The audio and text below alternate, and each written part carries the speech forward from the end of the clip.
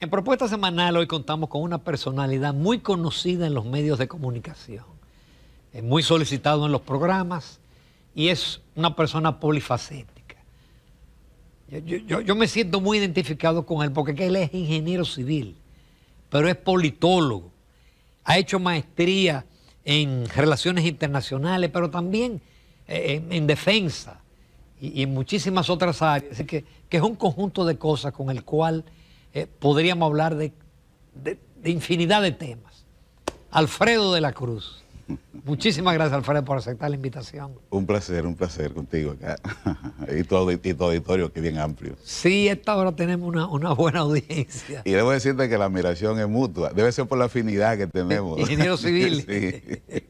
Que abandonamos la ingeniería civil. Definitivamente. Para dedicarnos a otras áreas. Bueno, Alfredo, vamos a aprovechar el programa especialmente por tu área de politología y de relaciones internacionales. Porque que los temas internacionales, quizás la gente no se da cuenta el impacto que tienen en República Dominicana. Y a veces nos disolvemos con temas de patio, de barrio, y hay cosas que están ocurriendo fuera que van a tener un impacto terrible. Y yo quiero comenzar con Donald Trump. Así, Donald Trump en estos días, hay una especie como de temor mundial cuando este hombre habla del canal de Panamá que debe ser de nosotros, que quiere comprar Groenlandia, Canadá, un estado de la Unión, aranceles a México, aranceles a China, es una especie como de globalización, de retroceso. ¿Es pura boca o tú crees que después del 20 de enero vienen eventos que van a hacer una irrupción en la humanidad? Bueno, interesante pregunta, Ramón. Primero, agradecerte la invitación a tu programa, que siempre sigo, y el saludo a tu auditorio. Mira, realmente hemos visto un Donald Trump ahora reload o recargado. La gente, mucho sigue con la idea de aquel Donald Trump que fue presidente en su primer periodo, 2016, 2021, sí. Por allá. Bueno, no, el Trump que tenemos ahora es un Trump que conoce la geografía del Estado, conoce el interés nacional de Estados Unidos y sabe que para dejar un legado, para sobresalir, tiene que trabajar en función de los intereses de Estados Unidos. Entonces, esos discursos que era lanzado, esas declaraciones no son peregrinas, porque si nos vamos a lo de Groenlandia, eso no viene de ahora ni de Trump. No. Ese interés de Estados Unidos en Groenlandia viene del 1840 y tanto. Ya varios presidentes intentaron comprarle Groenlandia por el valor estratégico, o sea, el valor geoestratégico, geoeconómico y geopolítico que tiene. De hecho, Groenlandia es una autopista desde el Ártico a Estados Unidos. Entonces, dado que... Está más cerca de New York que de Dinamarca. Así es. Y dado que China ha intentado tener cierta influencia en la zona, pues eso amenaza el interés nacional de Estados Unidos. Eso en cuanto a Groenlandia, que de por sí Groenlandia pertenece a Dinamarca, pero tiene una autonomía por un referéndum que hicieron y tienen la opción de independizarse. Ellos continúan bajo dominio de Dinamarca por el aspecto económico y otros que hay, pero eso habría que ver a qué va en el futuro. En cuanto a lo de... O sea que, perdón, hay un autor, Nouriel Roubini, que plantea que con el cambio climático, parte del deshielo en Groenlandia va a permitir incorporar tierras para la agricultura. Digo, aparte de la cantidad de minerales que hay ahí, es un témpano de hielo, es la isla más grande. Estás actualizado, Ramón. Mira, lo que es cierto, ya Rusia y China están sacando beneficio del deshielo del Ártico, producto del calentamiento global, puesto que, ¿qué es lo que sucede? El Ártico es una zona geoestratégica. ¿Por qué? Porque para tú desplazarte de Vladivostok, en el extremo oriente de Rusia, a Europa, es una distancia corta. Te reduce en un 30% la distancia yéndote por el Ártico, tanto para Rusia como para China. Entonces, además de lo que tú planteas, el deshielo hace que emerjan tierras entonces pueden ser aprovechadas con los incontables recursos minerales y energéticos que tú tienes en la zona. Entonces, ante lo difícil que es para Rusia, producto de las sanciones y producto de la misma geografía, desplazarse por el canal de Suez, pues es más rentable hacerlo por el Ártico. De hecho, ahora se están usando menos rompehielos, porque el mismo calentamiento global ha hecho que los casquetes polares vayan derritiéndose, entonces la zona va quedando al descubierto.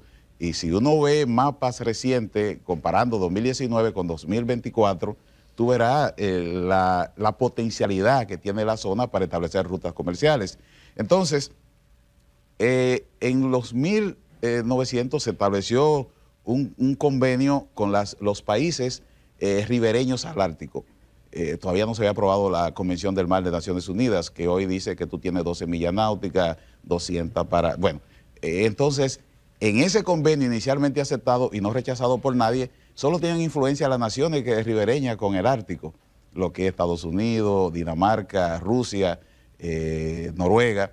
Entonces, hoy la cosa es mucho más complicada, porque después de la Convención del Mar, que Estados Unidos no la ha aprobado, la discute a veces, pero no la ha aprobado, pero sí la aprobó Rusia 10 años después, creo que fue en 1987, y yo la aprobaron en el 97, pues esto plantea una serie de intereses que vamos a estar viendo de ellos en los próximos años. Eso es con relación al Ártico y lo que tiene que ver con Groenlandia. Y el canal de Panamá. Pero antes de llegar al canal de Panamá, me gustaría que viéramos lo que es el Golfo de México, que Trump también habló de cambiarle el nombre por Golfo de América. Pero, ¿qué pasa? Tampoco es una idea de Trump, no es una idea de ahora, para que vean que él no está improvisando. Hace unos 13 años, un senador demócrata de Mississippi planteó en el Congreso de Estados Unidos que le cambiaran el nombre al Golfo de México por Golfo de América. Eso es para tener más relación, porque este golfo es estratégico. Ya Estados Unidos ha ido reduciendo y terminando las reservas energéticas en la parte que ellos explotan. Ahora, en la parte que corresponde a México, hay recursos minerales y petrolíferos grandísimos. Y el interés parecería ser avanzar hacia esa parte. No obstante, desde 1600 y tantos ya se conocía esto como Golfo. Por ejemplo, el primer mapa mundi que hay de esa época, que hablaba de una América mexicana, aparecía ya el nombre de Golfo de México. Tú estás actualizado. Para estar contigo hay que estar así. Entonces, esto, como te digo, no es traído por los pelos. Tiene un contexto geoeconómico y geoestratégico. Entonces caemos a lo que es Panamá. Si bien Trump ha hablado de que el canal de Panamá, China está teniendo mucha influencia, la verdad es que cuando se firman aquellos acuerdos entre Jimmy Carter, que falleció lamentablemente en estos días pasados, un presidente que Estados Unidos lo mira como un presidente gris, pero es un presidente que el mundo debe agradecerle mucho porque hizo el mundo mejor. Tenemos, aquí en República Dominicana tenemos prueba de ello, cuando en el 78 se creó la crisis que llevó al presidente Antonio Guzmán al poder, salía el presidente Joaquín Balaguer. Esa crisis pudo sobrellevarse porque tanto Jimmy Carter como Carlos Andrés Pérez, entonces presidente de Venezuela, intercedieron en esa gran crisis que llevó a Antonio Guzmán al poder. Y por cierto, dejó unos cuantos senadores en control de Balaguer. Pero además debemos mencionar de Jimmy Carter que en esa época, 1978, más o menos por ahí, habían en Sudamérica, Argentina y Chile, dos dictaduras, la de Alfredo Stroessner en Chile y la de la Junta Cívico-Militar en Argentina, al frente de Videla, estaba al frente. Pues el Servicio de Inteligencia, la Embajada venezolana en Argentina, se enteró de un desplazamiento de tropas y vehículos militares que estaba enviando Pinochet, estaba enviando Videla hacia la frontera para una guerra con Chile. Pero Carlos Andrés Pérez, que era el presidente de Venezuela, tenía mala relación con los dos dictadores porque lo atacaba mucho. Entonces no tenía interlocutores. Lo que se logró fue comunicarse con Jimmy Carter, al asesor presidente de Estados Unidos. Pero Jimmy Carter también tenía mala relación con los dos porque atacaba a las dos dictaduras por asunto de los derechos humanos. Pero se le ocurrió hablar con el Papa Juan Pablo II, Karol Wojtyła. Entonces, como los dos países tenían una fuerte tradición católica, entonces se le ocurrió hablar con el Papa. El Papa designó al cardenal Navarro, que era un artista de la diplomacia. Y con esto se logró distender el conflicto que estaba en cierne en esas dos grandes naciones sudamericanas, que uno no sabe la dimensión que había tenido ese enfrentamiento militar entre esas dos dictaduras. Entonces, para citar esas, son de las grandes cosas que hizo Jimmy Carter que la humanidad debe agradecerle. Entonces, en lo de Panamá, lo que pasa es que tú sabes que desde un principio el Canal de Panamá es un proyecto geoeconómico, geoestratégico, geopolítico, el cual tuvo Estados Unidos que ceder a Panamá por los acuerdos de Torrijos-Carter, que fueron dos acuerdos con el que se devolvía la propiedad y se ponía fecha a esa entrega que ocurrió en 1999, pero además Estados Unidos se comprometía a si había algún inconveniente en la operación, tomar partido. No decía que se lo devolvía ni que iba a tomar el control del canal. Entonces, desde el punto de vista jurídico, es prácticamente imposible eso.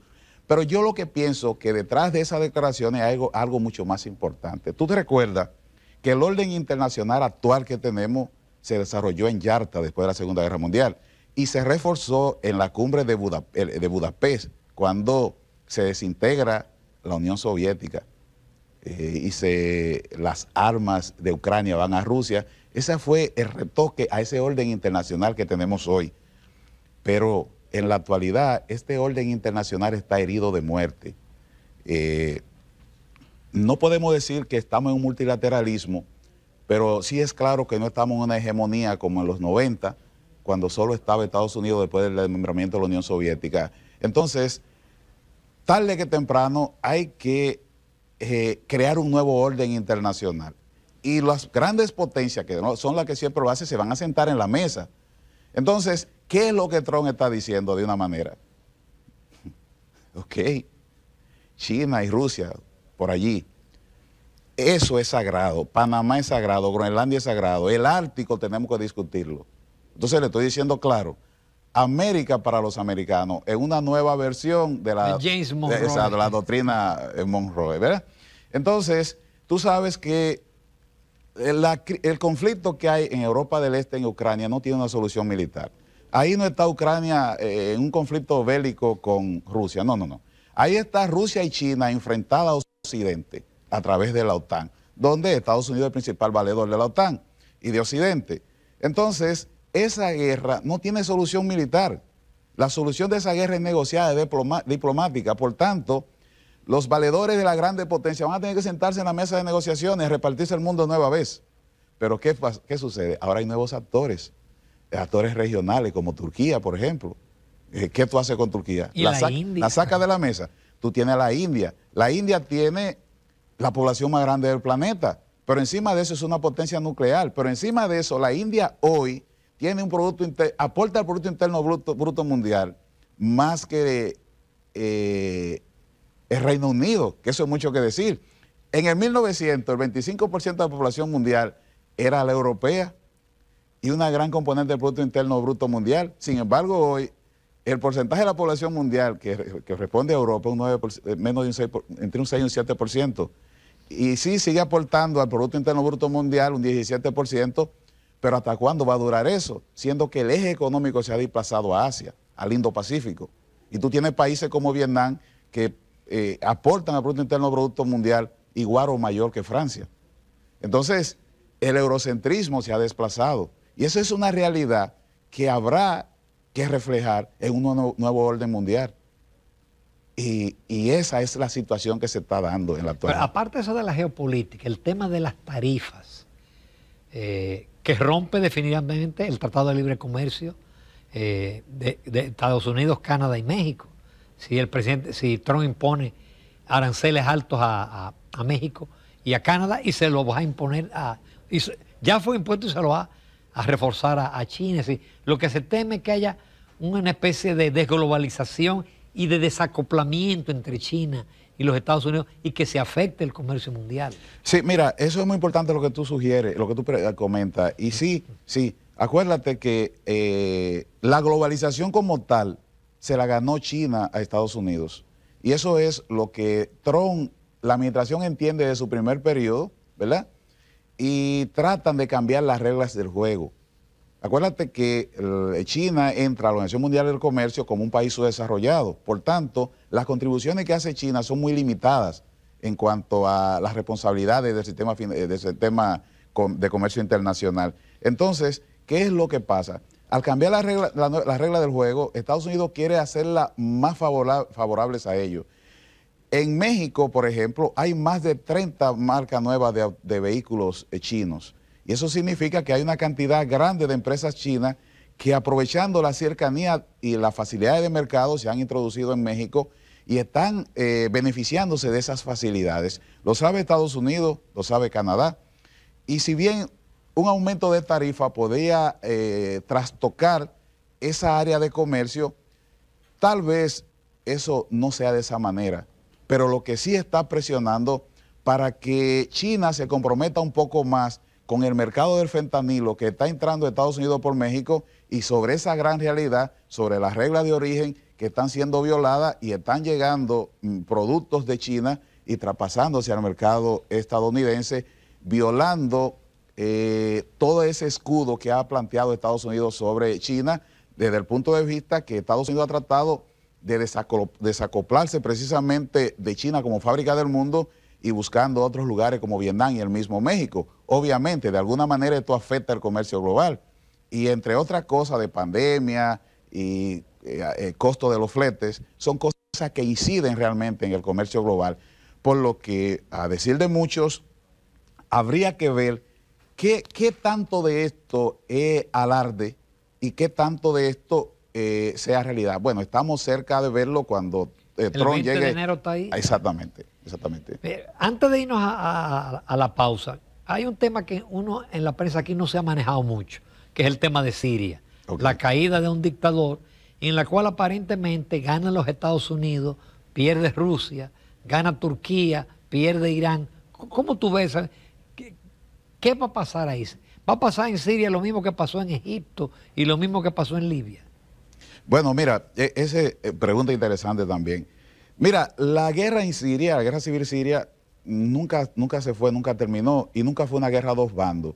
La guerra que estalla en 2011 al influjo de la primavera árabe, que se llevó en Túnez al presidente de Túnez y se llevó en Egipto a Hosni Mubarak, llegando al poder a través de un golpe de Estado el general Abdel Fattah al-Sisi. Bien, en el caso de Siria, que contó con el apoyo de Irán y su eje de la resistencia y el apoyo de Rusia. ¿Qué pasa? En Siria, el presidente de entonces, Bashar al-Assad, llama a su valedor Rusia para que le meta la mano, como decimos en buen dominicano.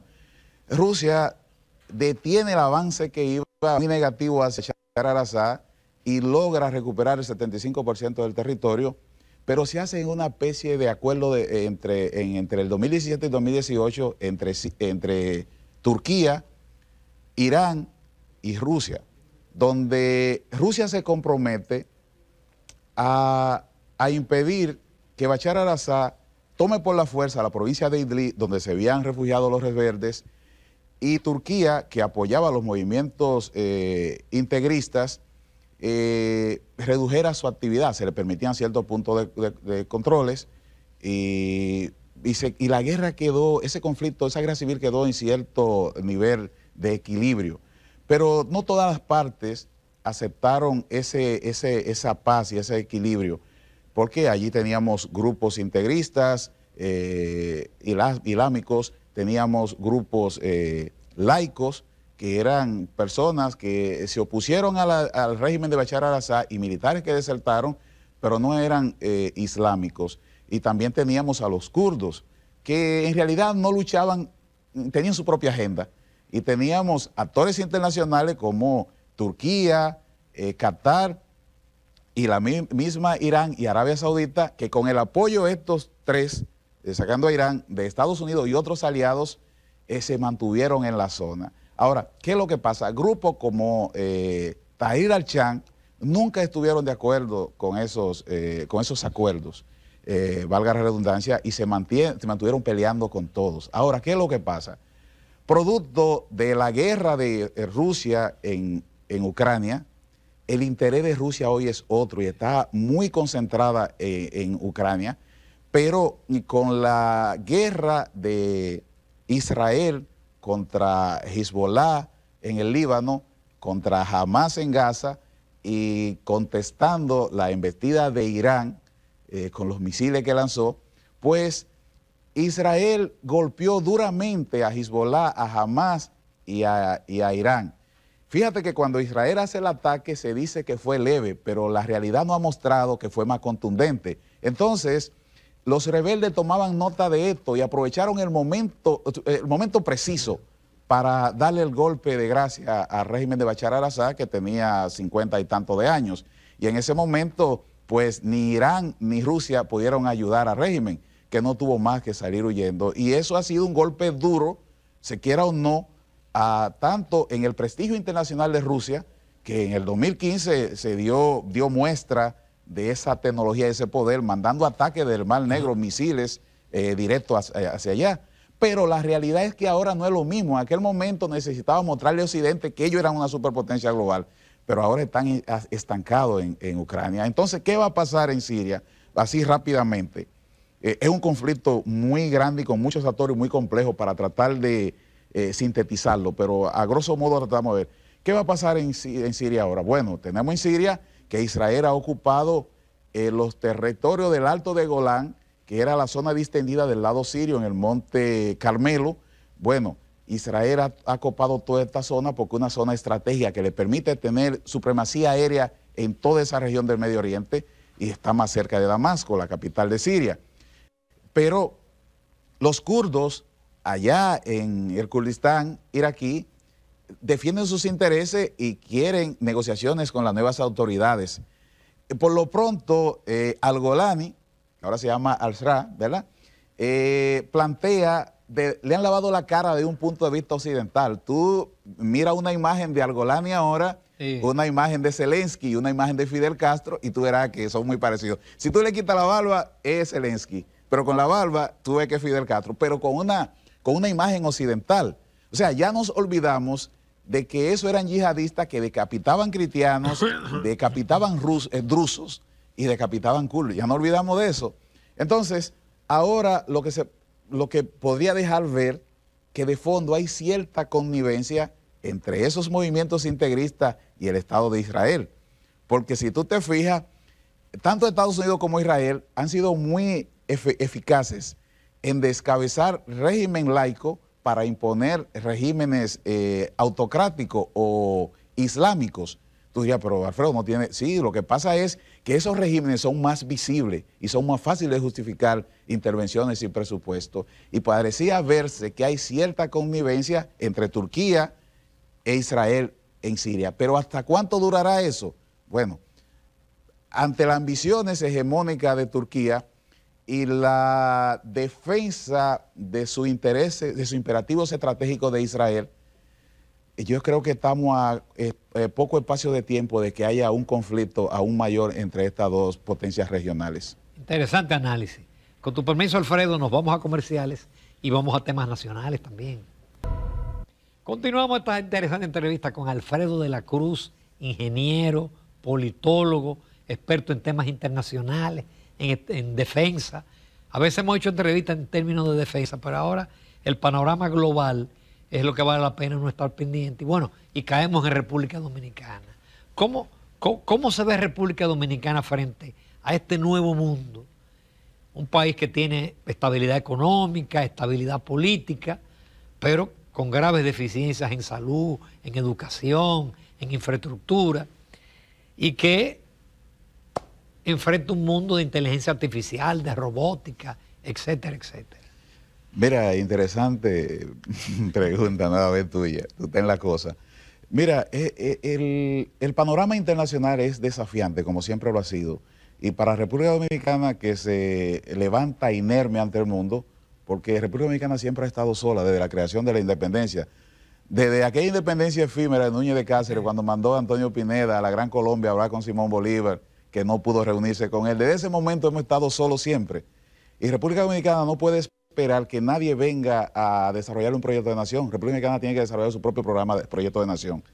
Y si bien nosotros siempre hemos estado de espalda a la comunidad internacional, y como tú decías sabiamente al principio, lo internacional nos afecta, porque cualquier cosa que pasa en el mundo incide en lo interior. Y por eso la política exterior de un Estado es la pata exterior que acuña la política interior de un Estado.